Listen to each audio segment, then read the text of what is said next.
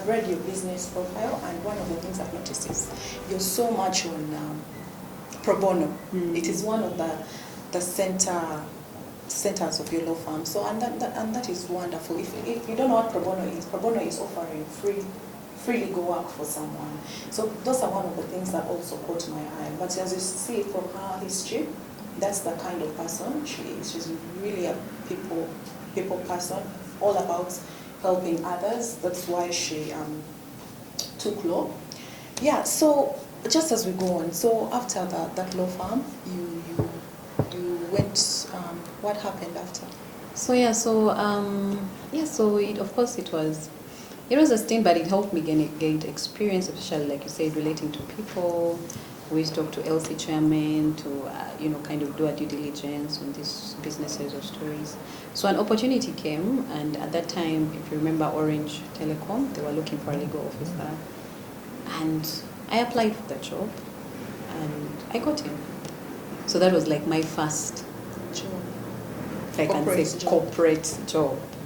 I was very excited because at that time I felt like I needed to be in this kind of corporate environment.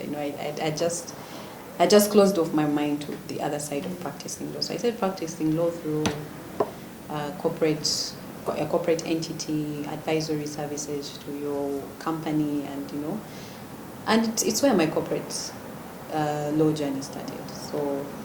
So yeah, I got in, and it was a very good experience. It was a very good company. It was an international company. Remember Orange? It was a French based company, but they were branching out Africa, Middle East, so many places. So Uganda was one of the places. So it was a good experience. I got to learn a lot, and I worked there for maybe about 5 years, almost 5 years. And then another door opened, and this time it was oil and gas. Oil and gas, yes. This time it was oil and gas. So oil and gas at that time that was about 2012. It was really a new area. Not really new per se, but in terms of public awareness and even professionally, So the door opened, and shockingly, surprisingly, it's my boss who sent me that job advert for some reason. Your boss from Orange? Yes. Oh, wow. He sent me that job advert, and he was like, I was working with both the technical department and the legal department. My job saw me do more of regulatory and compliance work, setting up masts, meeting the regulators, and so on. So the boss who was with the technical department sent me a job and said, "Oh, there's this opportunity. I think you can do it." So I read it. It was oil and gas. I said, "But I don't even have any qualification to do with oil and gas." It's like, "You apply." So I went and talked to him about it.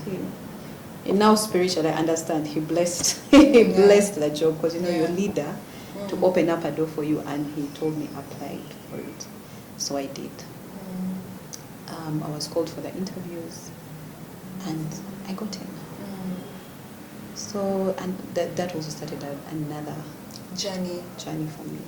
Another journey, which is oil and gas. Yes, in oil and gas. So you see, microfinance, telecom, oil and gas. Yes. So again, I think that also shaped to be so versatile. It shaped me that even right now, as I sit here, I'm an entrepreneur, I have a law firm, but I believe so much in being versatile, Yes, I'm good at certain things, but I'm not afraid to explore other things,